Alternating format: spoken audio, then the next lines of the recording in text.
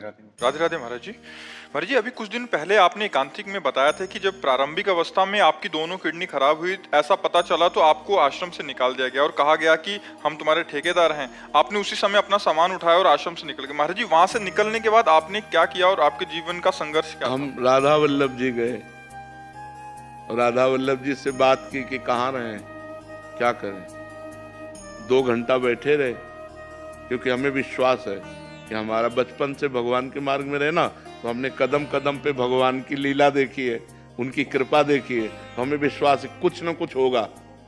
अगर उन्होंने निकाला है तो किसी न किसी रूप में वो हमारी व्यवस्था करेंगे। अब वृंदावन में हमारा किसी से परिचय नहीं था।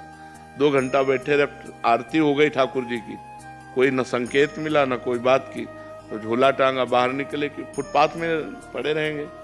जो ही निकले तो एक संत मिले, तो ऐसे ही राधे राधे करते। तो उनका कहाँ झोला टांगे जा रहे हो, तो बताया। अरे बोले चलो ना, हमारे पास एक कमरा एक्स्ट्रा है। तो काली दह में उन्होंने कमरे में रखा। फिर कुछ दिन हुए तो गोस्वामी जी मिले जो राधा वल्लभ जी के हैं। तो उन्होंने कहा कि बाबा आजकल कहाँ रहते हो। तो हमने कहा पाठक बाबा अपने कमरे, आ जाओ ना हितधाम, कुटिया खाली है। बस हितधाम आ गए। तो हमारा जीवन का जो मोड़ हुआ वो हितधाम से हुआ। जो जीवन का हमारा परिवर्तन हुआ वो हितधाम से हुआ। 10वें वर्ष हितधाम में रहे। तो एक छोटी सी कुटिया थी, मतलब जिसमें पैर फैलाएं तो दीवार इधर इधर इधर, बस एक बाथरूम जैसी, और ऊपर छत टूटी हुई और बिजली का कनेक्शन नहीं। तो जब 10-12 वर्ष हो गए, हमारा चमत्कार और सब हुआ है भगवान का हमारे साथ, मतलब तो हम आश्चर्य माना। तो स्वामिनी कुंज जो बनी थी जिसमें हम सत्संग करते थे, वो सब आपस में मिल करके सब बन गई। हमको पता भी नहीं चला कैसे क्या बन गई।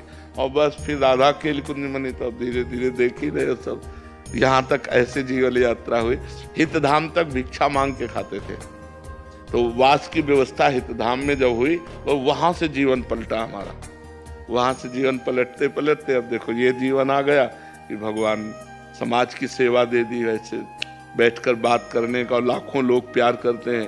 तो भगवान की कृपा से जिसको कोई पानी देने वाला नहीं था, आज हजारों लोग प्यार करने वाले हैं। ये भगवान का सब दिन होत ना एक समान। एक समय वो था और एक समय ये है। प्रभु, एक छोटा सा प्रश्न है कि जैसे मैं गृहस्थ हूँ और संसार के सारे काम करता हूँ, भजन भी कभी होता है कभी उतना नहीं होता, तो हमेशा ये थोड़ा सा डर लगा रहता है कि कहीं माया एकदम से गिरा ना दे। हाँ, अगर आप समय को समर्पित करते रहें, जैसे 8 से 9 बजे तक आपने जो भी किया उस कर्म को, और 8 से 9 बजे तक के समय को भगवान को समर्पित करते रहें, तो भगवद समर्पण कर्म से आपकी बुद्धि पवित्र होकर भगवान में लग जाएगी।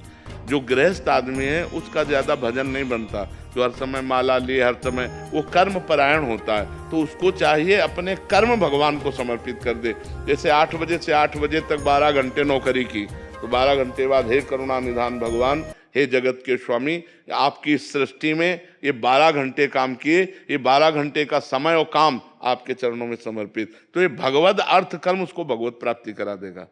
भगवान ने हर रास्ता इसीलिए बनाया है कि हर जीव का मंगल हो जाए। तो जो बहुत क्रियापरायण है वो अपने क्रिया योग, कर्म योग को भगवान को समर्पित कर दे, तो उनका काम बन जाए।